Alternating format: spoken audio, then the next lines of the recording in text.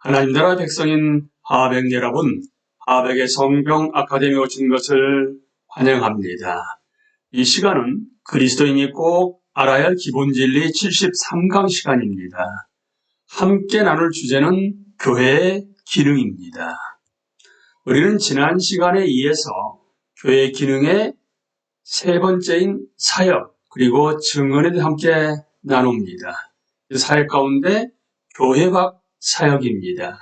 교회의 섬김은 우선적으로 신앙 공동체 안에 있는 사람을 대상으로 하지만 여기서 멈춰서는 안 됩니다.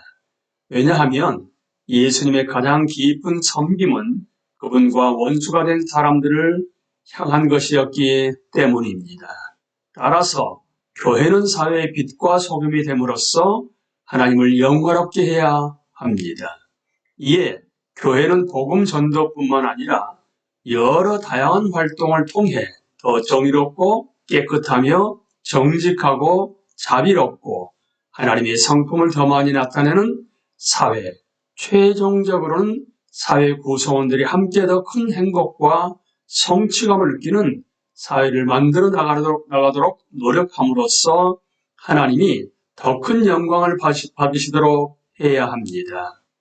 직접적 복음 증거 외에 교회가 이런 책임을 감당할 수 있는 일차적 방법은 사회의 색깔과 분위기에 날마다 영향을 미칠 수 있는 강하고 확고한 성품을 지닌 그리스도인을 길러내는 것입니다. 또한 사회적 필요에 응답해야 할 필요를 느낄 때 교회가 공동체적으로 협력할 수도 있습니다. 이제 증언으로 넘어갑니다.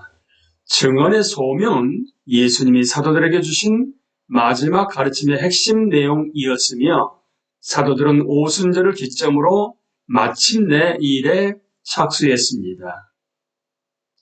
예루살렘 교회가 즉시 세계적 복음 전도에 나선 것은 결코 아니었고 이 과업의 온전한 차원을 제대로 받아들이기 위해서는 스데반의 순교와 바울의 사역이 필요했습니다. 그리고 사도행전의 이야기가 보여주듯 주님의 계획은 착실히 진행되었습니다. 예루살렘과 온 유대와 사마리아와 땅끝까지 이르러 내 증인이 되리라. 오늘날의 교회가 첫 세대의 성도들을 영적으로 계승하는 일은 그들처럼 복음 증거에 헌신하는 교회가 될 때만 가능합니다. 법적 맥락에서 마르투리아, 그러니까 증언은 누군가를 변호하는 것입니다. 구두 증언이 이 용어의 핵심 의미입니다. 삶을 통한 증언, 삶이 말하게 하는 것 등의 개념은 실제로 이 용어가 의미하는 바를 제대로 전달하지 못합니다. 물론 우리 삶은 우리의 고백과 일치해야 합니다. 그러나 예수님의 교회에 위임한 이 과제는 입을 통한 선포를 포함합니다. 물론 예수님이 주신 사명은 이보다 훨씬 광범위한 것이지만 말입니다. 복음을 증언할 때 우리는 그리스도 안에서 일어난 하나님의 객관적 사역에 주의를 기울여야 합니다. 불행히도 복음 증거는 한 사람이 개인적으로 어떻게 신앙을 갖게 되는지에 대한 이야기를 들려주는 것과 동일시되는 경우가 많습니다.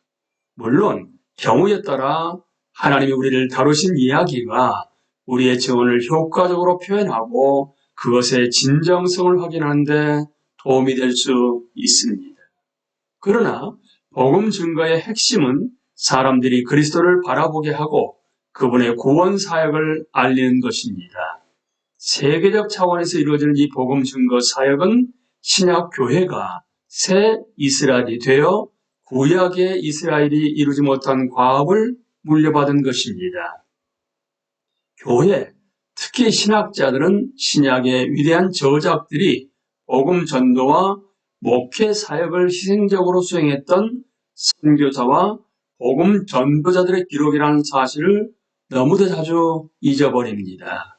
그들의 선교 경험에 대해 전혀 알지 못하고 세계를 그리스도의 발 아래로 인도하려는 뜨거운 열정을 결코 느껴보지 못한 사람이 그들의 사상을 제대로 평가하거나 그 가르침을 해석하기란 매우 어려운 일입니다. 구두로 하는 선포와 교육, 의료, 사회 정치 영역 등 세상 속에서 수행하는 다른 형태의 사역 간의 관계에 대해 상당히 많은 논의가 이루어져 왔습니다. 증언을 앞서 설명한 관점, 즉 구두 선포의 측면에서 이해하는 것은 유용하지만 이것이 교회가 세상에서 수행하도록 요구받는 모든 것을 포함하지는 않는다는 인식도 중요합니다. 이러한 더 폭넓은 관점은 교회가 보냄받은 세상에서 수행해야 하는 모든 것이라고 존 스토트가 말했습니다. 모든 것으로 해석하는 선교라고 부를 수 있을 것입니다. 그러므로 복음 증거는 교회의 과업의 전부는 아니지만 분명 핵심적입니다. 세상에 복음을 전하는 과업은 각 세대마다 교회에 새롭게 주어지며 앞서 보았듯 교회의 중요한 목적 중 하나인 복음 증거를 결코 부차적인 일로 취급해서는 안 됩니다. 무엇보다도 복음을 전하는 사도적 임무는 사도적 공동체인 교회에 주어진 것임을 기억해야 합니다. 물론 친구나 직장 동료, 이웃에게 복음을 전할 책임이 각 개인에게 있지만 복음 증거의 사명을 1차적으로 받은 것은 공동체인 교회입니다. 그러므로 복음 증거를 수행하는 1차적 단위는 바로 지역회중입니다. 우리는 이 세상에서 그리스도의 증인으로서 지역교회나 기독교 단체 복음전도 프로그램을 뒤에서 지원하고 기도와 은사를 활용하여 개인의 기본 책임을 감당할 수 있습니다. 이런 방식은 개인적으로 복음을 전하기 힘든 사람들에게 특히 적절할 것입니다. 우리는 이 시간까지 교회의 기능에 대해서 함께 나누었습니다. 다음 시간부터는 교회의 삶으로 넘어가겠습니다. 강의를 마치겠습니다. 감사합니다.